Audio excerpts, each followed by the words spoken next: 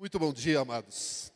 Quero saudá-lo com a graça e com a paz do Senhor Jesus Cristo. Amém. Quero ministrar num texto que nós encontramos no livro do profeta Oséias.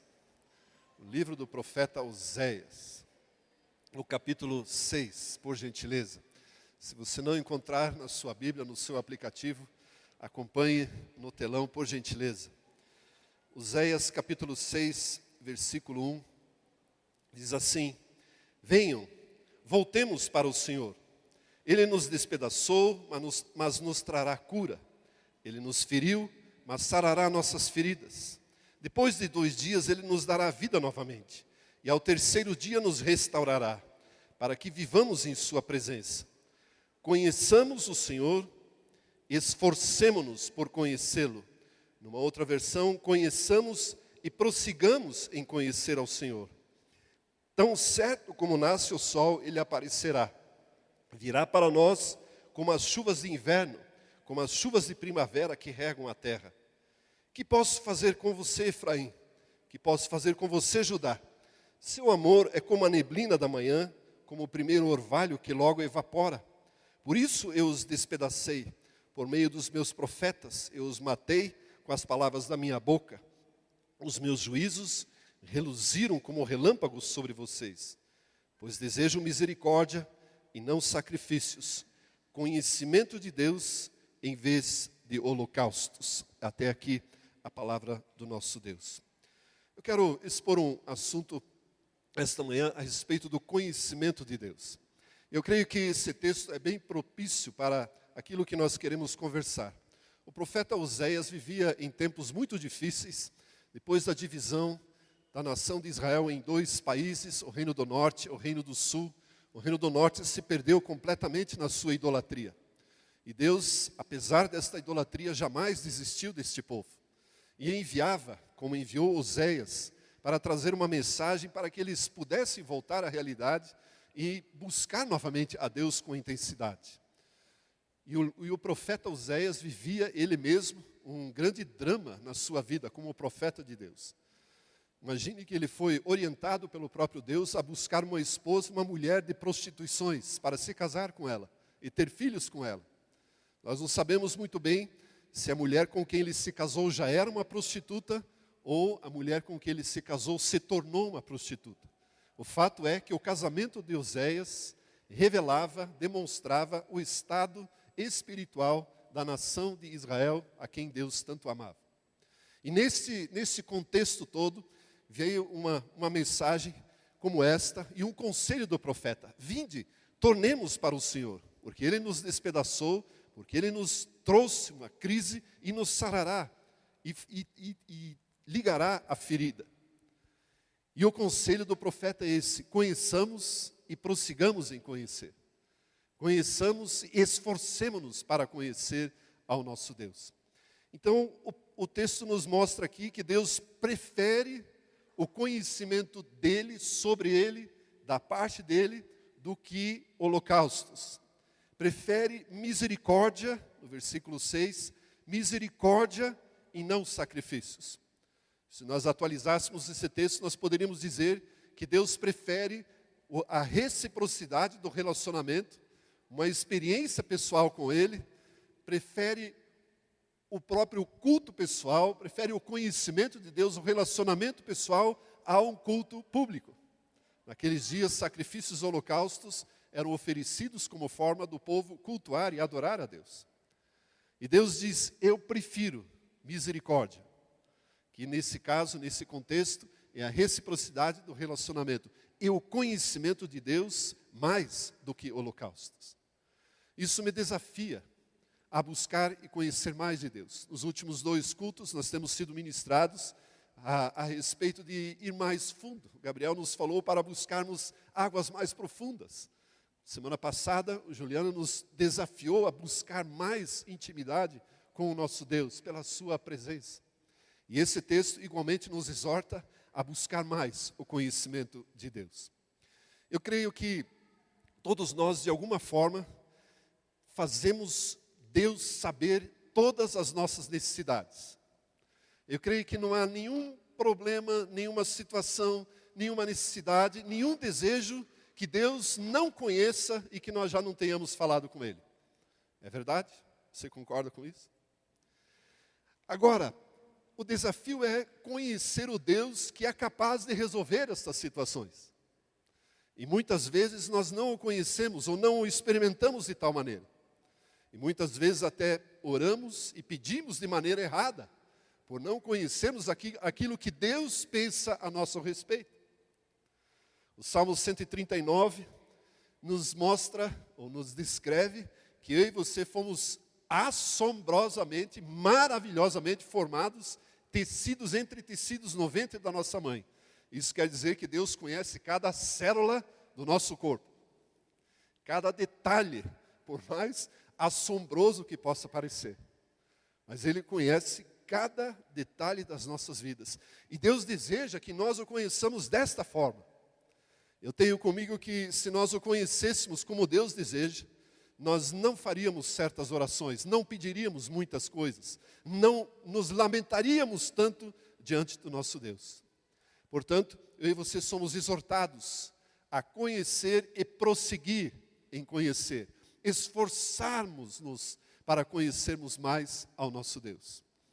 Os léxicos e os dicionários bíblicos, especialmente no Novo Testamento, nos mostram 3 níveis, 3 palavras que definem o conhecimento. A primeira delas, ela descreve um conhecimento mental.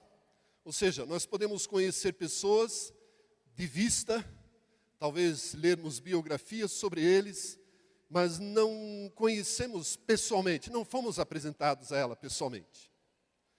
Eu creio que se você olhar em volta, você vai perceber que existem pessoas que você conhece, mas não conhece. Você conhece de vista, porque já viu, já percebeu, já os viu no culto. Se encontra na rua, até cumprimenta, mas não sabe bem de onde é. Muito menos sabe o nome.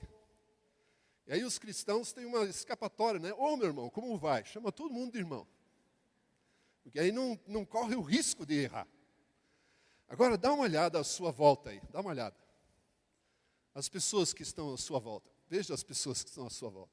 Eu tenho certeza que existe alguém que você não conhece pelo nome. Prazer em conhecer, meu nome é Norberto. Vamos fazer um exercício aqui. Fique em pé, por gentileza. E essa pessoa que você viu, que não conhece seu nome, vá até ela e se apresente a ela. Vamos lá.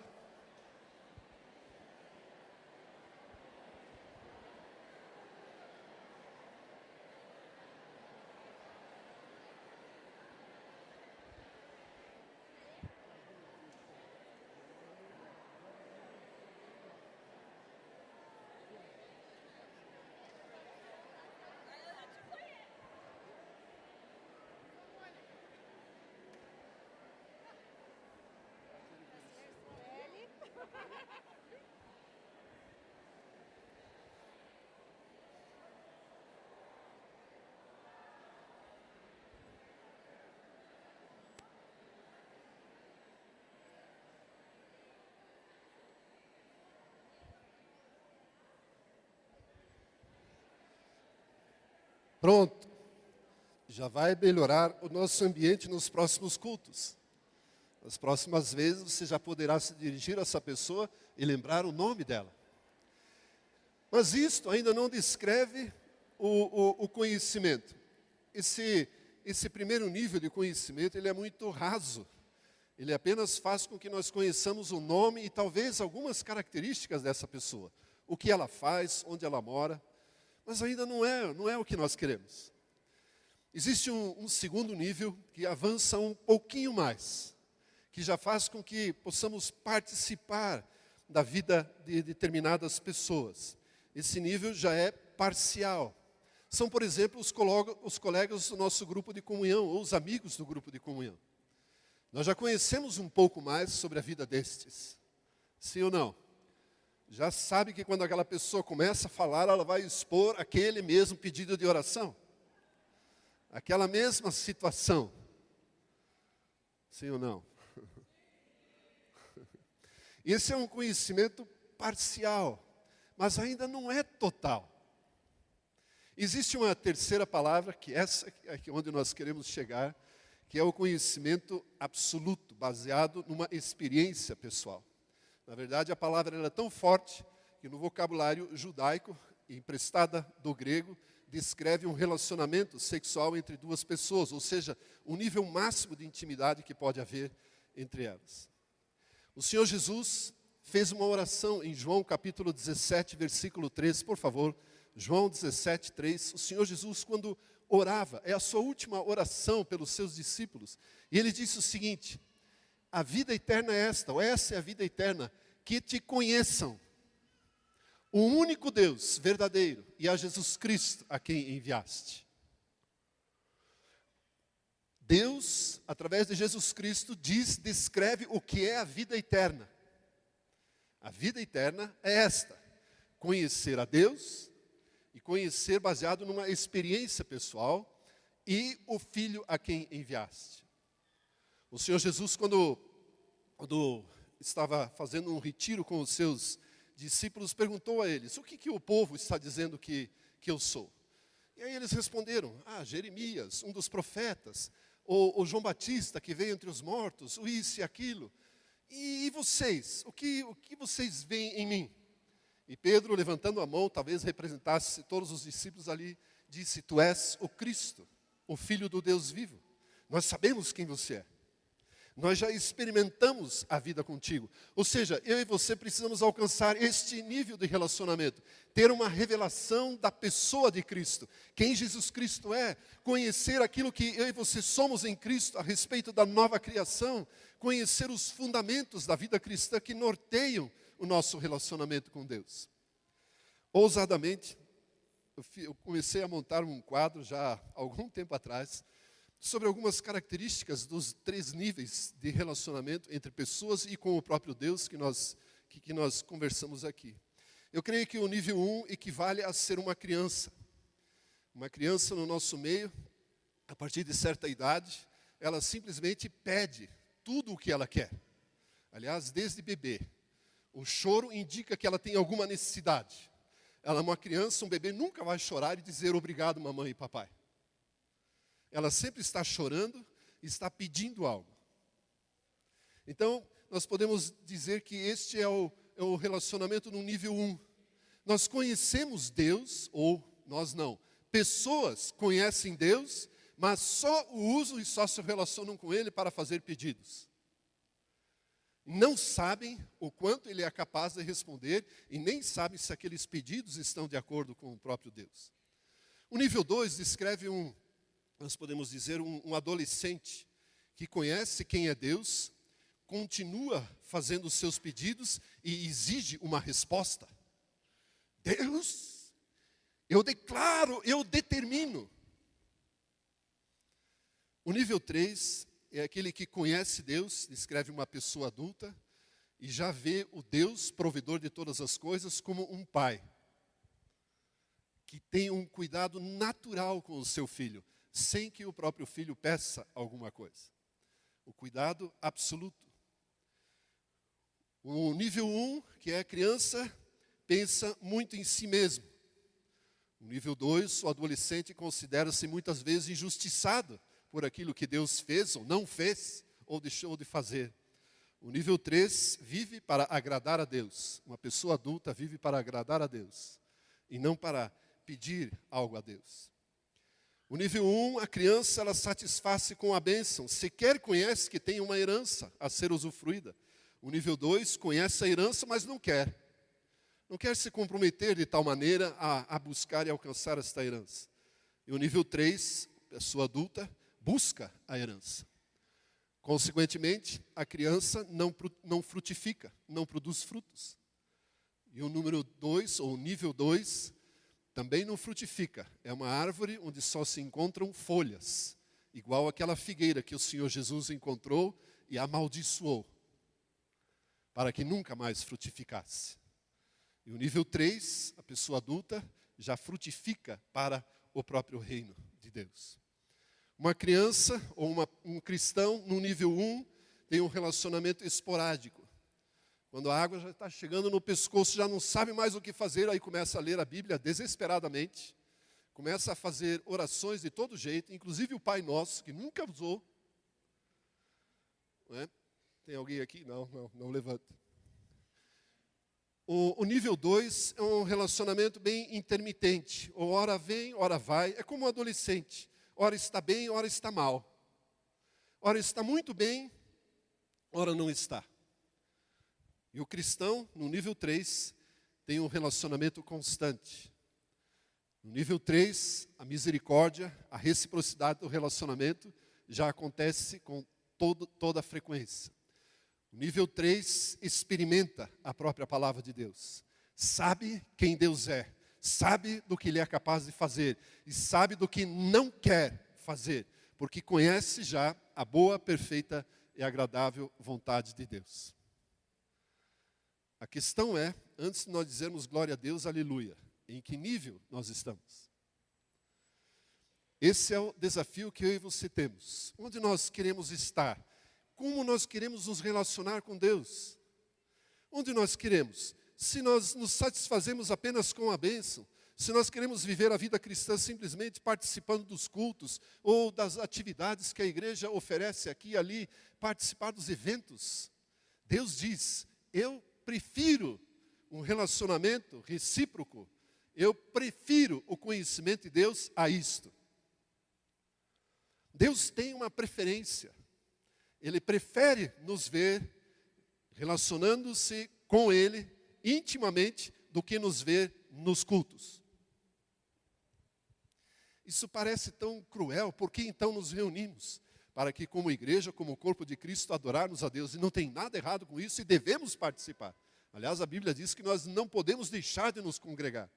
Agora, Deus tem preferências a nosso respeito. A grande questão é, então, como alcançar esta profundidade em Deus, como viver este nível 3. Tem alguém aqui, além de mim, que deseja esse nível 3? Tem alguém? Tem algumas pessoas. Algumas pessoas. Queridos, não se contente em viver uma vida cristã que se baseia apenas em receber da parte de Deus a bênção. Existe uma herança que eu e você podemos e precisamos conquistar. Existe a abundância, a prosperidade do reino de Deus, os benefícios do reino de Deus, a cura de toda e qualquer enfermidade, a comunhão com o Espírito Santo de Deus, o discernimento claro do que fazer no dia a dia. Queridos, isso é uma herança que nos pertence, mas só é alcançada se nós nos aprofundarmos no relacionamento com Deus. Eu tenho certeza que você já fez esta oração. Senhor, eu quero estar no centro da sua vontade. Já fez? Já fez? E Deus respondeu? Respondeu, só que nós não percebemos. Deus nos coloca em Jesus Cristo absolutamente no centro da sua vontade. Nós é que não descobrimos como viver isto. Não descobrimos como usufruir da boa, perfeita e agradável vontade de Deus. Portanto, eu quero te desafiar, eu quero que você se sinta desafiado a buscar a intensidade do relacionamento com Deus, a experimentá-lo, a ler a palavra de Deus e experimentá-la na sua vida. Não ler a palavra de Deus, a Bíblia, as histórias que estão lá, como se estivéssemos visitando um museu. Talvez você já se sinta assim. Eu volta e meia, eu leio o livro de Atos especialmente, que é o modelo da igreja primitiva, o modelo de uma igreja que você podemos viver, e de repente nós nos sentimos como que estivéssemos visitando um museu. Oh, que legal! E perguntamos para que serve. Não é? Hoje em dia, máquinas de escrever são peças de museu. E os mais novos vão perguntar, para que serve isto? E os mais antigos poderão dizer, como eu, nós experimentamos isto. Pois bem, eu e você precisamos entrar na Bíblia, viver a Bíblia e poder dizer, eu experimentei isto. Eu experimentei esse Deus que está descrito, que muitas vezes conhecem, ou muitas pessoas conhecem apenas como se fosse uma biografia bacana. Lemos as histórias dos nossos heróis na Bíblia, de Davi, Moisés, Abraão e outros, e dizemos, uau, que legal isso aqui. Mas nós podemos viver aquilo. Nós podemos viver como Abraão, e Deus disse a ele: eu tenho um amigo na terra, o meu amigo Abraão. Nós podemos viver como Davi, que é conhecido na Bíblia como homem segundo o coração de Deus. Enfim, todos esses rótulos que a Bíblia descreve daqueles que se relacionaram com Deus. Eu quero te convidar a vir comigo para Jeremias, capítulo 15, versículo 1. Eu não indiquei o texto, mas eu creio que eles vão encontrar. Jeremias, capítulo 15.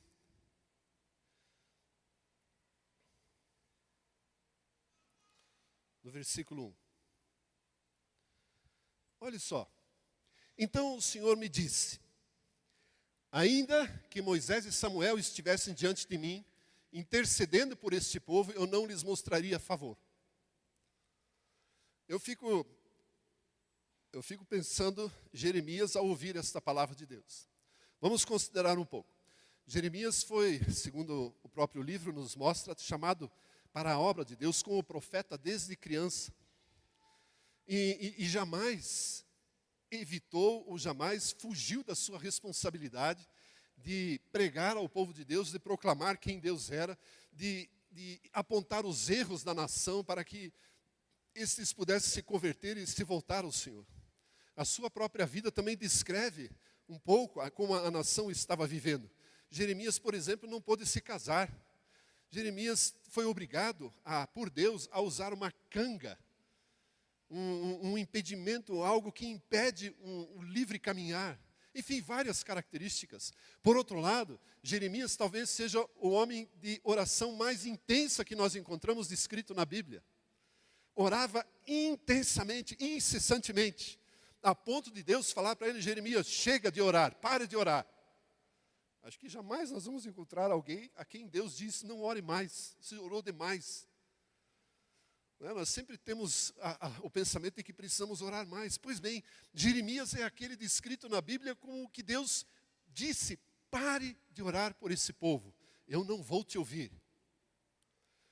E aí, Jeremias estava lá exercendo o seu ministério, achando que ele está fazendo exatamente aquilo que Deus quer.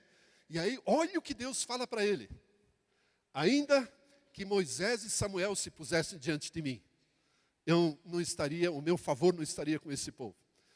Se fosse Jeremias, eu ficava apavorado. Eu perguntava: como é? O que é? Como?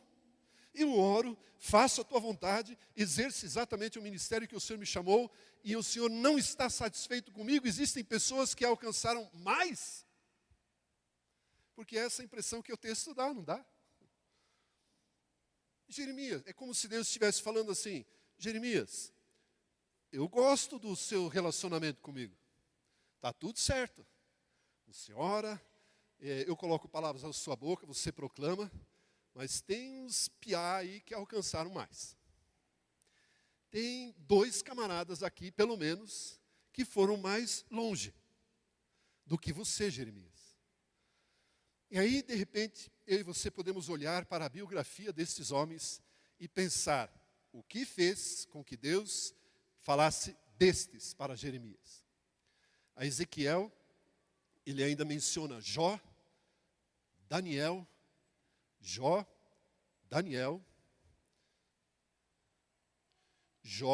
como eu estava dizendo, Jó,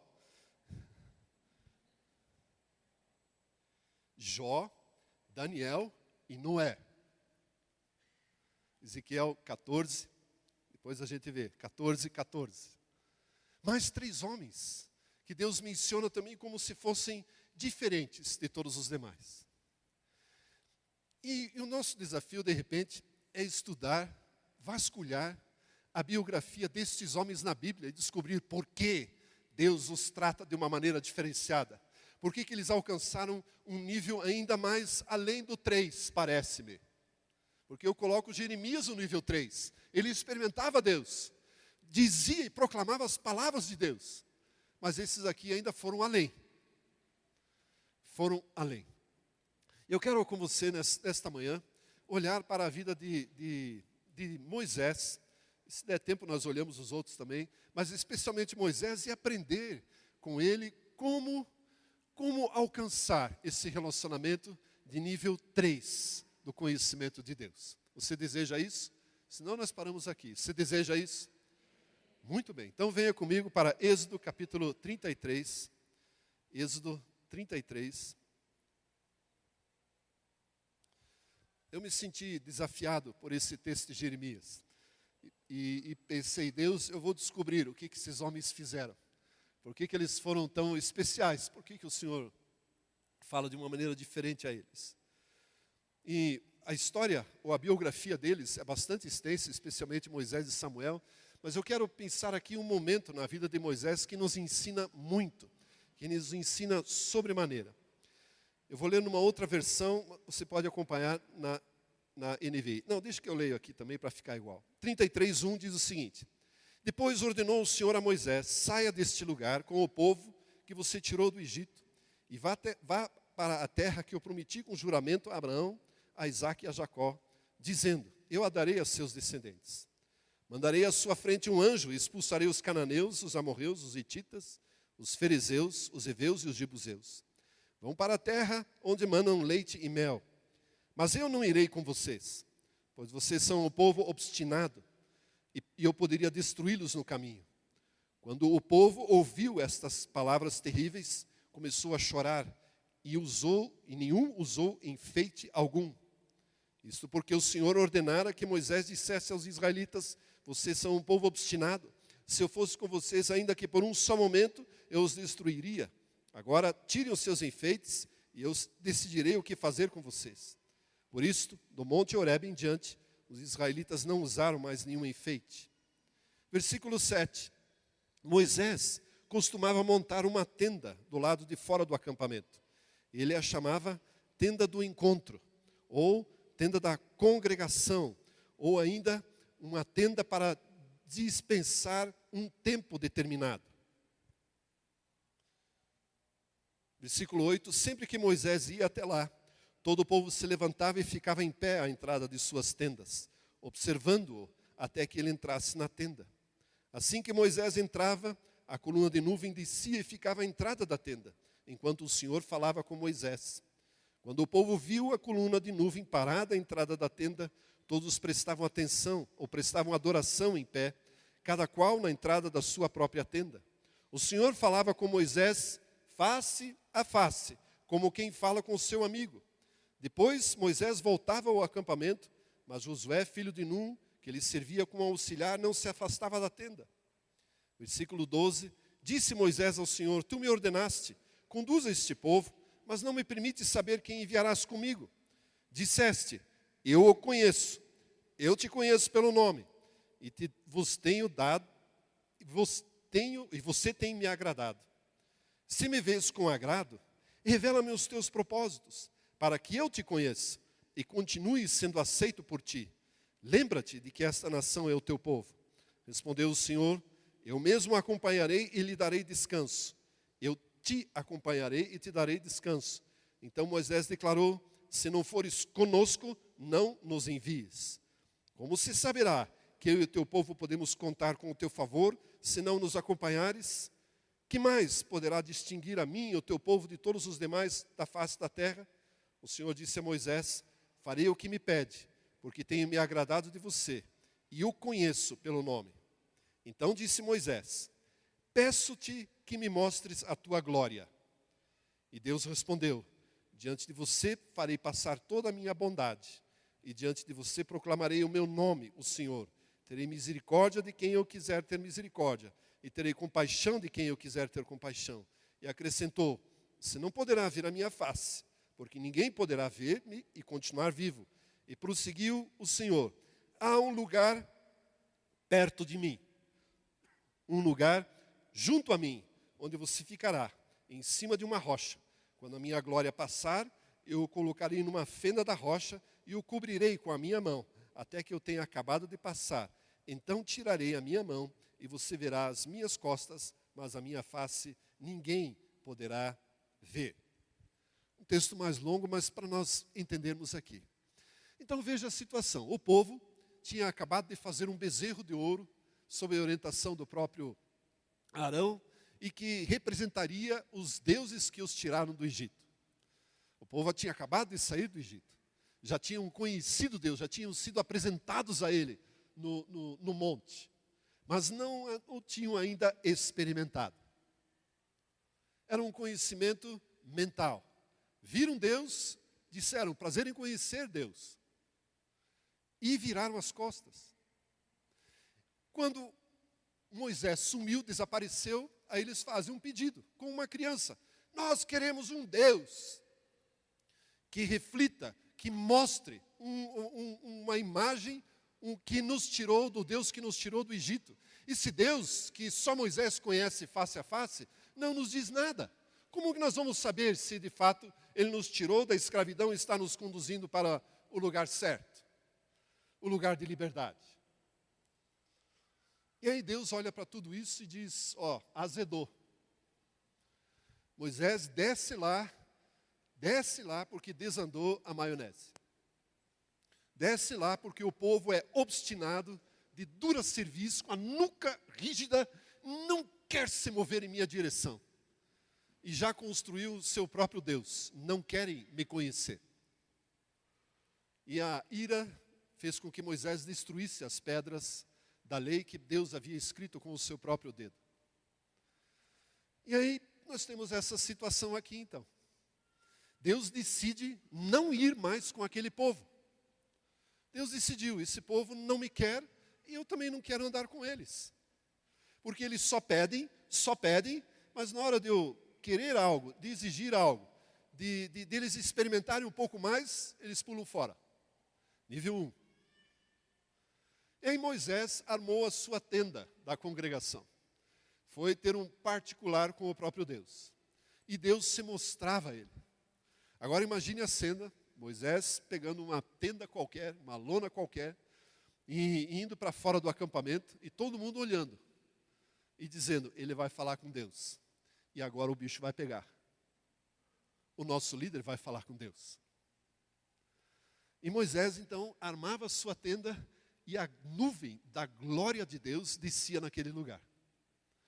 Pense numa nuvem bem espessa, bem escura, porque ela precisa acolher a glória de Deus. Nenhum homem pode ver a glória de Deus por causa do seu pecado. Deus precisa proteger o homem da sua própria glória. Por isso ele se envolve numa nuvem. Então está lá agora na nuvem. E Deus falando no meio daquela nuvem com Moisés.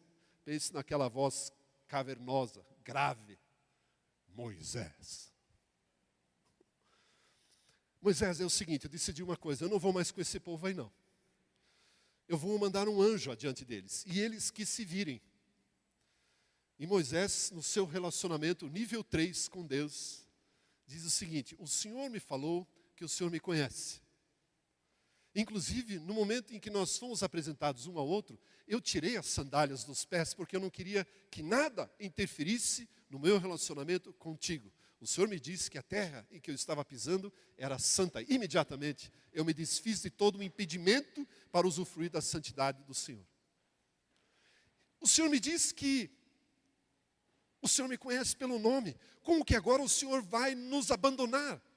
Não, Moisés, não estou falando que eu vou te abandonar. Eu vou mandar um anjo com o povo e eu vou estar com você. Porque você fala face a face comigo. E Moisés então começa a interceder e dizer, não, se o Senhor não for conosco, não vale a pena sair daqui. Olha a vergonha que nós vamos passar diante das nações. E Moisés então pede para que assim como Deus está com ele, também esteja com todo o povo e toda a nação. E Deus concorda, preste atenção, Deus concorda com o relacionamento nível 3. Deus diz, está feito, vou com você e vou com o povo. Aí Moisés já se aproveitou. Então deixa eu te pedir mais uma coisa, já que agora está tudo tranquilo, tudo favorável. Não é? Agora que a gente está se dando bem aqui, falando face a face como quem fala com o seu próprio amigo. Já que nós estamos assim, deixa eu ver a tua glória. O Senhor me deixa conhecê-lo mais de perto. Será que dá para entrar nessa nuvem aí? E se percebe no texto que Deus quase deixou. Mas ele diz, rapaz, não dá, porque ninguém pode me ver face a face, ninguém pode ver a minha face. Mas vamos fazer uma coisa, fica nessa pedra aqui, e eu vou passar por você. E a hora que eu estiver passando, você entra numa penha, num lugar mais escondido. E para que você não morra diante da minha glória, eu vou te proteger com a minha própria mão. E você vai me ver pelas costas. A minha glória te será revelada, Moisés. Relacionamento nível 3. A minha glória te será revelada, ainda que pelas costas. Mas você será talvez o único ser humano em toda a história da humanidade a me ver, me contemplar desta forma. Porque você pediu. Dá para entender um pouquinho por que Jeremias foi não desqualificado, mas como que colocado num nível ainda inferior do que Moisés e Samuel. Moisés alcançou mais, ele foi mais ousado, buscava mais. E Deus disse para Moisés, ei, tem um lugar junto a mim, perto de mim. Tem um lugar aqui, ó. Neste lugar eu vou te fazer conhecer o meu nome. Não é que Deus estava dizendo, eu sou o Deus do impossível, o Deus altíssimo, o Deus eterno, o Senhor que tudo provê. Não é o nome de Deus, mas a personalidade, o caráter, a forma de Deus agir. Moisés, a partir daquele momento, conheceria como Deus age em todas as situações. Relacionamento nível 3. Fala com Deus como quem fala face a face com o seu amigo. Quando nós olhamos para as descrições dos relacionamentos que eu expus aí, nós percebemos que Jesus Cristo, o próprio Senhor, tem um desejo de que eu e você conheçamos e possamos usufruir daquilo que na eternidade se concretizará a partir dos nossos dias aqui sobre a terra. Queridos, eu e você não podemos nos satisfazer simplesmente com a vida cristã que eu e você estamos vivendo. Existe muito mais. E este algo mais nós só vamos conhecer se nos relacionarmos com Deus. Se nós montarmos a nossa própria tenda da congregação. Se nós desejarmos uma vida de oração. Eu não digo assim, nem se comprometa. Deus, a partir de amanhã eu vou orar meia hora. Nem faça isso. Porque isso aí dura 2 dias. No terceiro já falou tudo o que queria para Deus e começa a olhar no relógio. E essa meia hora não passa. Deus não quer esse tipo de atitude. Ele deixou claro isso ao profeta Oséias. Eu quero misericórdia, relacionamento recíproco, mais do que sacrifícios. Então não se sacrifique orando meia hora. Eu quero conhecimento de Deus, mais do que holocaustos. É mais genuíno, mais autêntico, eu e você sermos bem sinceros com o nosso Deus. E chegarmos para Ele na segunda-feira e dizer, Pai, é o seguinte, o dia hoje não se mostra tão agradável diante de mim. Eu tenho esse e esse problema, esse e esse desafio, esse e esse obstáculo, eu não sei o que fazer. O Senhor pode me ajudar? Podemos até louvá-lo, exaltá-lo, ler um salmo de adoração a Ele, mas mais do que isso, o que Deus mais deseja é um relacionamento autêntico, genuíno. Fala a verdade, se Deus conhece cada célula do nosso corpo, será que Ele não sabe o sentimento que está no nosso coração? Será que Ele não vê que as nossas orações muitas vezes têm sido totalmente hipócritas? Porque nós simplesmente estamos nos aproximando dEle para obter um favor. Deus diz, querido, eu vou te dar tudo o que você precisa. Você não precisa nem me dizer as suas necessidades, eu conheço todas, sei até o número de fios de cabelos que existem sobre a sua cabeça. E nenhum deles cai sem que eu permita. Você acha que vai deixar faltar alguma coisa? Você percebe que nós olhamos sobre uma perspectiva simplesmente de filhos pedintes, enquanto Deus já sabe tudo o que nós necessitamos?